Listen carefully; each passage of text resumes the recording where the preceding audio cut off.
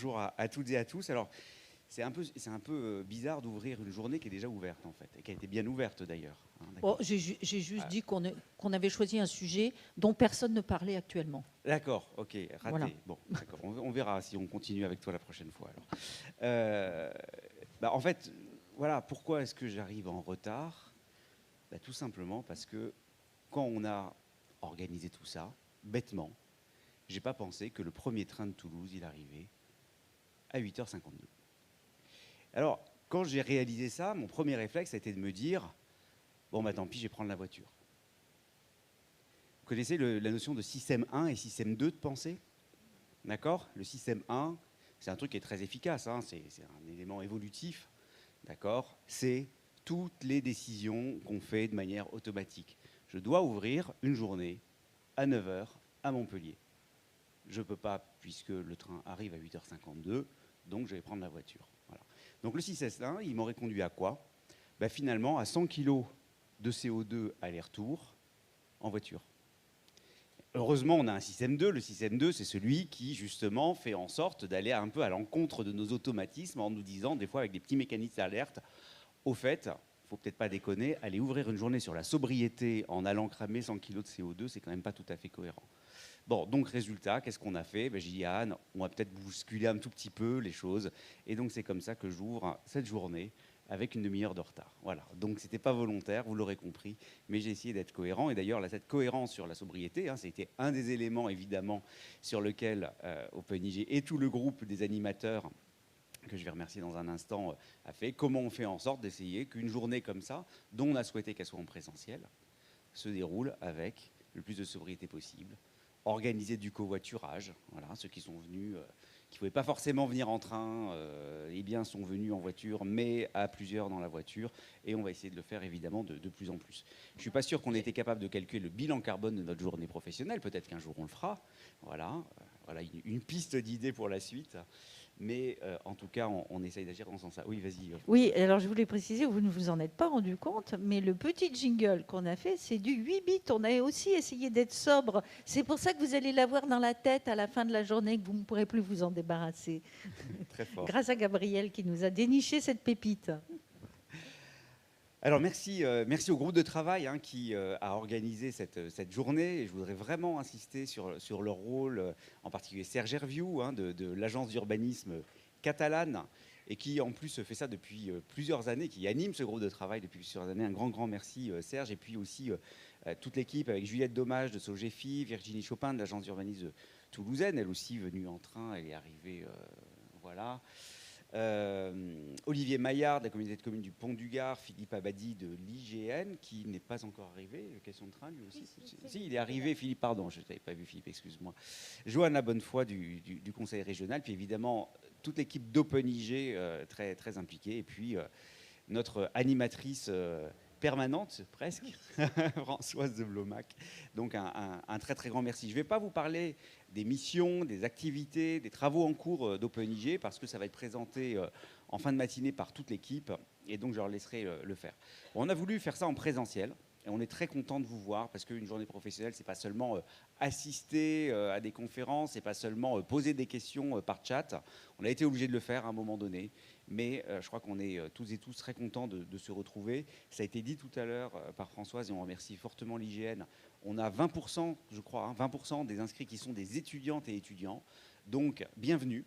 Bienvenue pour vous qui êtes actuellement en formation, êtes des futurs professionnels de l'information géographique. Et c'est un cadre dans lequel, j'espère, vous allez développer des contacts et puis vous immerger dans cette culture professionnelle qui est extrêmement importante. Alors, on est très content parce qu'il y a quand même 150 inscrits. Je ne suis pas sûr que tout le monde soit encore arrivé, mais ça va arriver progressivement. Ça veut dire que c'est la plus grosse édition, c'est la 22e édition, j'ai oublié de le dire. C'est la plus grosse édition de la journée professionnelle, en tout cas en présentiel, puisque en 2021, vous étiez un peu plus nombreux, mais c'était derrière les écrans à distance, c'était un peu plus facile évidemment. Donc je vais dire, ça compte pas. Voilà, on peut le dire, c'est la plus grosse édition. Donc merci beaucoup et on est très content de voir la diversité des organismes représentés, la diversité géographique, puisqu'on a des participants de l'ensemble de la région qui sont là. Bon, sur le fond, je crois que Françoise, tu as dit sans doute déjà l'essentiel. J'aimerais peut-être rajouter plusieurs choses. Le changement climatique est à l'ordre du jour des journées professionnelles. C'était déjà le cas l'an dernier, c'était le cas en 2016. Je ne sais pas ce que sera le thème de l'an prochain, c'est le groupe de travail qui va en décider. Enfin, je ne serais pas complètement étonné qu'il y ait un lien avec les questions de transition écologique, parce que c'est des choses qui, évidemment, nous occupent et vont continuer à nous occuper de manière extrêmement importante. Puis c'est un sujet, évidemment, d'actualité. Alors sur la sobriété, une actualité, c'est en particulier l'appel à commun qui vient de sortir sur la sobriété et la résilience des territoires. Ça a été lancé début mai par l'ADEME, l'IGN et l'ANCT pour développer des communs numériques. Ça peut être des cartographies, des bases de données qui vont permettre d'aider à la sobriété. On est là-dedans, peut-être qu'il y a des idées qui vont naître justement pour répondre à cet appel à commun. Au passage, vous voyez les évolutions dans les modalités de financement, et c'est évidemment très intéressant, où on passe d'appel à projet à des appels à commun. Comment justement on crée des dynamiques collaboratives pour arriver à créer ces communs numériques. Évidemment, ce n'est pas complètement un hasard. On sait que l'IGN, sous l'impulsion de son directeur général Sébastien Soriano, a mis en place une dynamique de création de géocommuns, avec notamment la fabrique des géocommuns. C'est évidemment pour OpenIG, qui est la plateforme de mutualisation d'informations géographiques. C'est complètement dans l'ADN d'OpenIG, bien entendu, d'œuvrer à la création de ces communs numériques et donc d'être impliqué là-dedans. Donc on est complètement impliqué dans cet agenda de la planification écologique. On aura la chance cet après-midi d'avoir un échange avec Thomas Le Sueur, le commissaire général au développement durable. Thomas aurait dû être avec nous aujourd'hui. Malheureusement, il a eu un imprévu puisqu'il est convoqué sur une réunion présentielle ce matin même. Et là, eh bien, à moins de prendre un jet privé, il ne pouvait pas être avec nous. On comprendra bien qu'il ne l'ait pas fait et on en est heureux. On a trouvé une solution sobre pour qu'il participe néanmoins, parce qu'il tenait évidemment à cet échange avec vous. L'information géographique est au cœur de la planification écologique. Et j'aimerais vraiment insister là-dessus, parce que malheureusement, ce n'est pas suffisamment dans la tête de chacune et chacun. Sans l'information géographique, il n'y a pas de connaissance. Sans l'information géographique, il n'y a pas de langage commun. Et le langage commun, c'est le socle d'un débat démocratique. Cette planification écologique, elle va être difficile à mettre en œuvre. Elle est difficile à mettre en œuvre. Ça va donner des tonnes de conflits au sein de notre société, c'est évident. Et on a déjà vu un certain nombre de choses. Et quand on parle de conflits, ça peut y compris des conflits violents. On l'a vu autour des problématiques de bassines. Comment on arrive à trouver la manière dont on décrit, avec, encore une fois, les mêmes éléments de référence, ce que sont les activités humaines, ce qu'est leur impact? Eh bien, pour tout ça, il y a besoin d'informations géographiques. Ce qui est difficile, c'est que finalement, nous sommes dans une activité qui est profondément politique, au sens où elle agit sur la vie de la cité, je dirais même sur la vie de la planète, bien entendu.